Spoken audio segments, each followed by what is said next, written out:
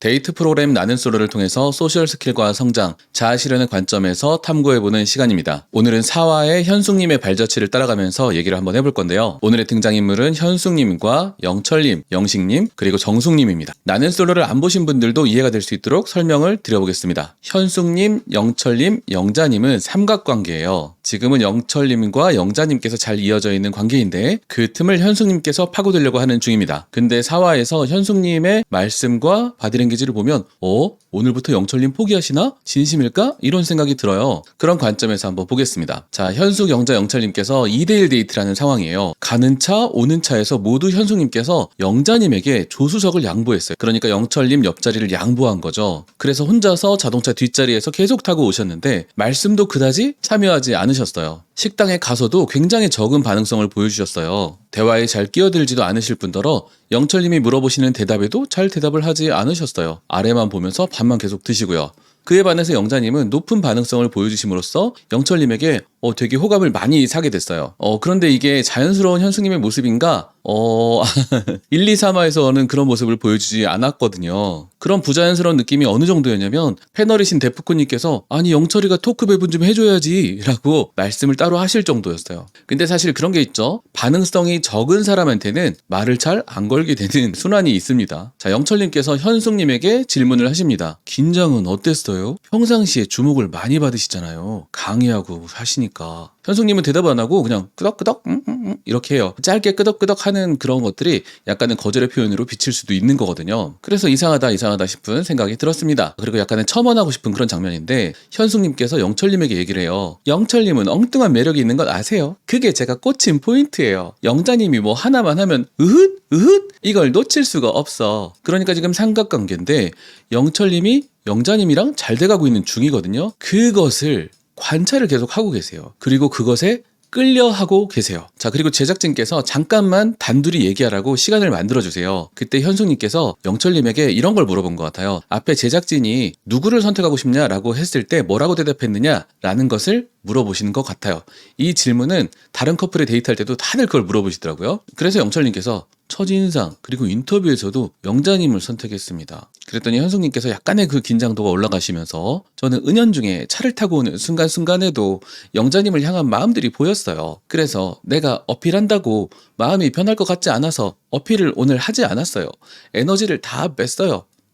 그래서 설명을 하고 계시는 것 같아요. 내가 오늘 반응성을 적게 보인 것은 영철님이 영자님이랑 너무 잘 돼가니까 나한테 넘어올 것 같지 않아서 나 이제 당신 포기할 거예요. 진짜일까요? 영철님은 대답합니다. 알겠습니다. 현숙님이 얘기해요. 오히려 너무 죄송해요. 둘 사이에 끼어서 그러면서 불편하신지 서둘러 막 떠나려고 해요. 일단 영자님 불러올게요. 그러면서 영철님이 뭔가 알겠음 하고 대답하려고 하는데 드르륵 하고 의자를 확 이렇게 밀쳐낸 다음에 벌떡 일어서서 서둘러 나가셨어요. 영철님이 약간 뻘쭘함을 느끼셨어요. 근데 영철님은 되게 충청도시잖아요. 그래서 뭔가 둔한 듯하지만 둔하지 않아요. 어떤 섬세하고 예민하게 많은 감각을 느끼고 정보를 잘 모으시는 그런 분입니다. 그리고 영철님은 도인의 분위기가 있죠. 에고가 잘 느껴지지 않아요. 현숙님이 드르륵 하고 일어나가시는 그런 순간에도 나중에 이 장면이 조금 불편하셨다고 얘기는 하셨거든요. 하지만 거기서 내가 이걸 좋다, 나쁘다, 밉다, 싫다 이런 것들이 잘 느껴지지 않아요. 그냥 가면 가는갑다. 사실 더 알아보고 싶다고 하시긴 하셨거든요. 영자님, 현숙님 둘 다 알아보고 싶다고 하셨는데 더 알아보고 싶긴 했지만 상대가 그렇게 마음을 정했다면 그냥 존중을 해주는 그런 느낌입니다. 사실 모든 사람이 약간 내가 가질 수 있었던 것을 가지지 못하게 되면 아쉬운 마음이 드는 게 정상이잖아요. 현숙님도 마음속 깊은 곳에서는 이걸 한번 테스트해보고자 하는 마음이 있었을 수도 있었을 것 같아요. 하지만 도인님이기 때문에 영철 도인님께서는 양손에 떡을 쥐고 아쉬워하는 그런 사람이 아닙니다. 그것과 비교가 되는 사람은 사화의 영식님이 계시죠. 뒤에서 말씀드리겠습니다. 2대1 데이트에서 돌아오는 차 안에서 현숙님께서 이렇게 얘기해요. 난 사실 영철님이 이렇게 단호하게 넌 아니야 라고 말할 줄 몰랐어. 영철님은 갸웃갸웃하세요 고개를. 내가 그랬다고? 라는 자막이 떴었죠. 그때 영자님이 좀 거들어주세요. 영철님이 그런 느낌은 아니었대요. 영철님은 그쵸 그런 느낌은 좀 아니지 않나요? 라고 하세요. 현숙님은 죄송해요. 여튼 죄송해요. 영철님이 가시방석이 됐어요. 아니에요. 너무 어려워지는데.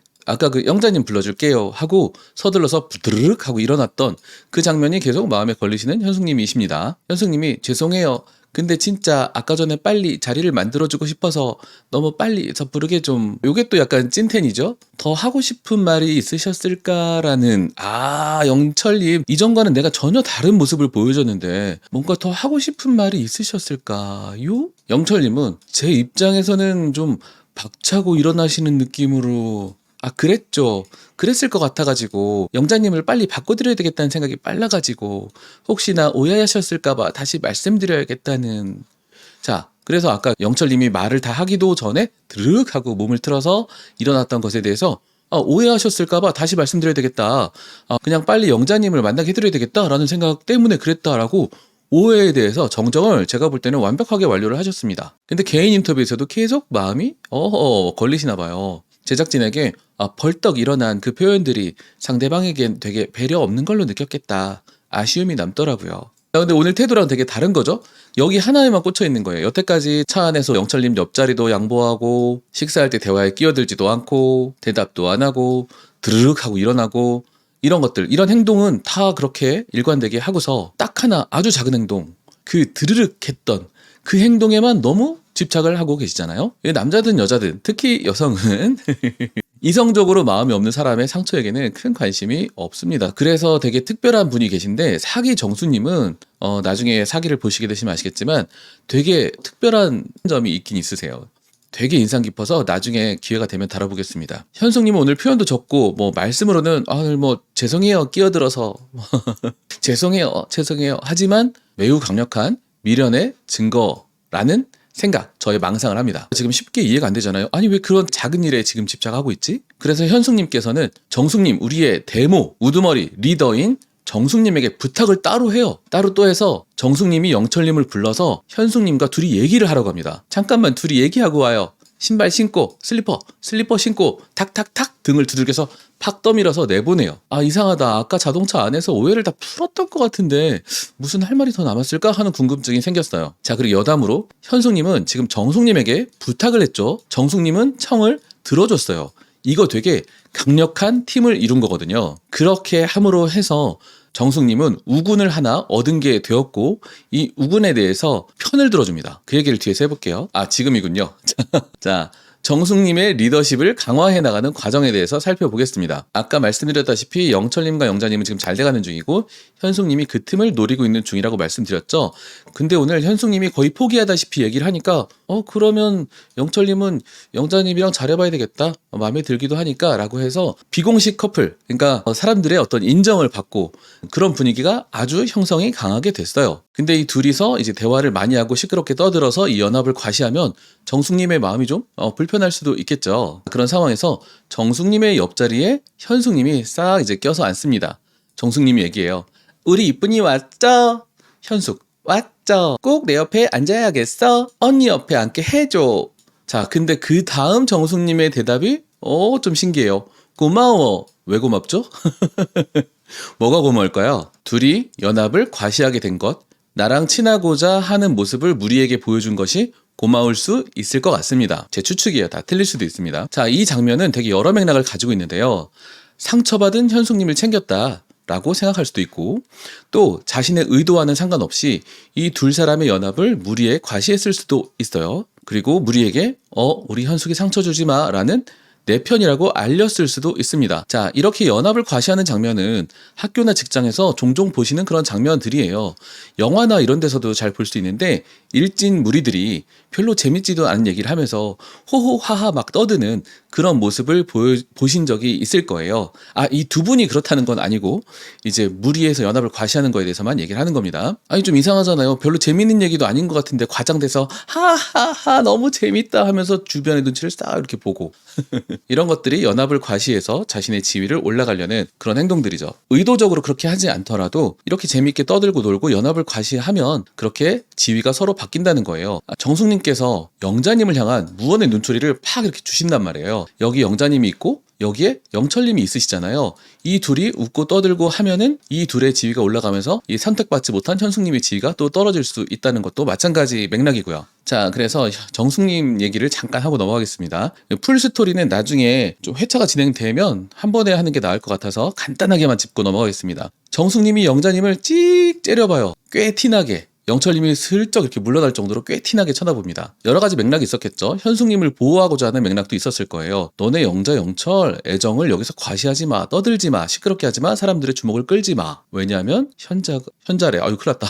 저 항상 오타가 있어요. 현숙이 상처받으니까. 자, 그런데 이렇게 티나게 얘기를 하게 되면 자, 정숙 편, 정숙단이 되면 내 편이 되면 나의 보호를 받는다는 것을 그룹에 알려지게 됩니다.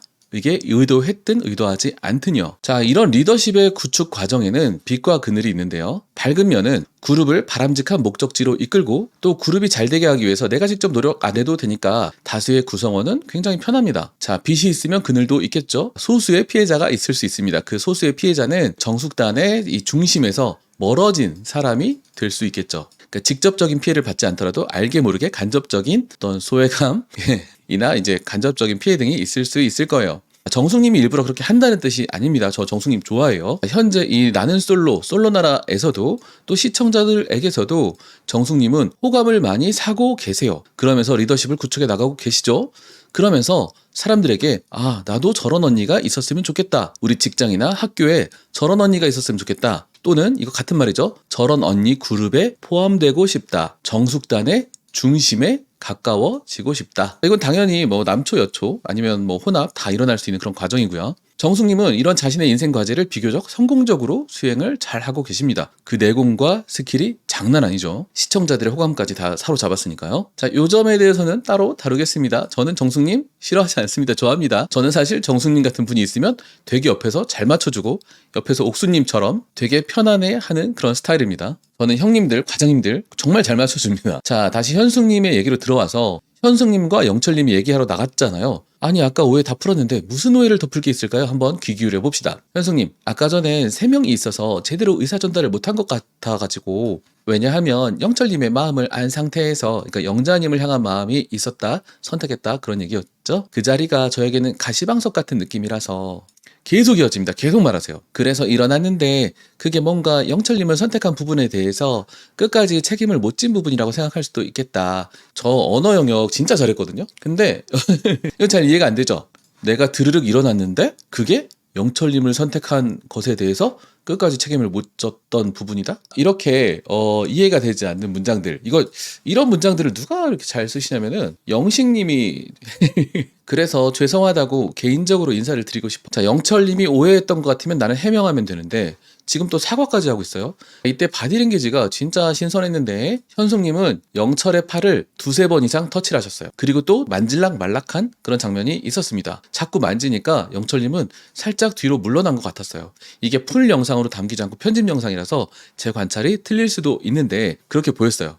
영철님은 굳이 사과라고 할 것까지는 현숙님께서는 오해의 소지를 만들었다는 것 자체가 조금 그래가지고 정말 이게 오해할 수도 있고 뭐 미안할 수도 있는데 자꾸 사과하고 또 따로 불러서 사과하고 영철님도 나중에 얘기하시잖아요.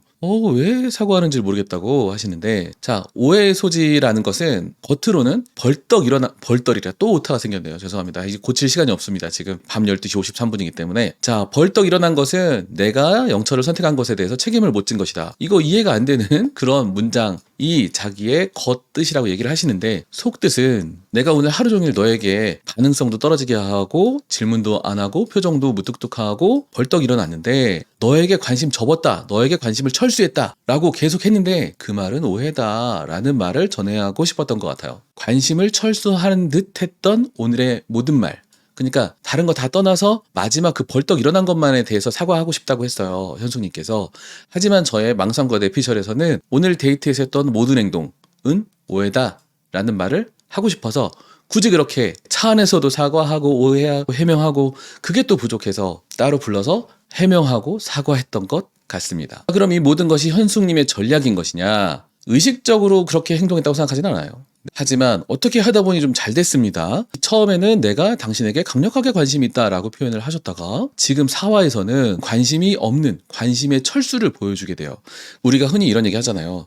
내가 좋아하는 이성이 있는데 관심을 막 보이다가 잘 안 넘어올 것 같아. 그러면 친구들한테 얘기하잖아요. 어떻게 하면 좋을까? 야, 이제부터 딱 연락 끊어봐. 그럼 걔도 궁금해할걸? 그리고 5화의 예고를 보면은 다른 방법을 또 사용합니다. 1번, 2번과는 다른 장난치기 전략, 혼내기 전략입니다. 예고편이라서 맥락은 이제 제거가 됐지만 현숙님이 아침에 영자님을 만나고 오는 영철님에게 이렇게 얘기를 합니다. 설거지를 하면서 영철은 뭐 하는 거야? 영자만 보고 누가 뭐 결혼하재? 내일 청첩장 만들재? 혼자만 진지해 라고 약간 혼을 냅니다.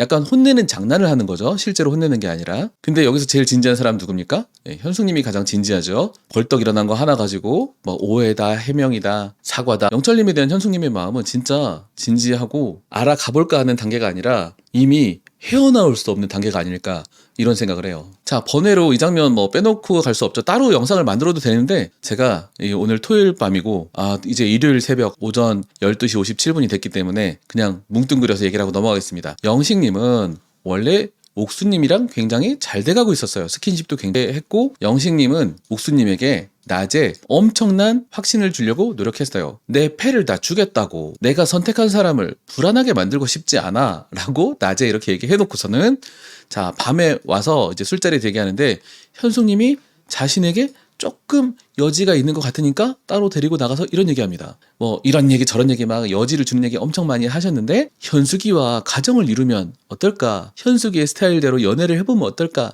상상해봤어 라는 엄청 많은 얘기 막 돌고래 얘기, 황새 얘기 하면서 이제 나도 너한테 열려있다 라는 얘기를 엄청 했습니다. 패널들이 깜짝 놀랐죠. 데프콘님이 영식님 그만하세요. 이제 실드 쳐지기 힘들어요 라고 할 정도인데 아침에 한 말 다르고 저녁에 한 말 다르고 영식님이 그 사실 1, 2, 3화까지는 우리의 마음을 좀 불안하게 만드는 게 있었어요. 너무 위험하지 않나 저분? 근데 4화에서는 굉장히 우리 마음이 편안해졌습니다. 영식님이라면 그럴 수 있다.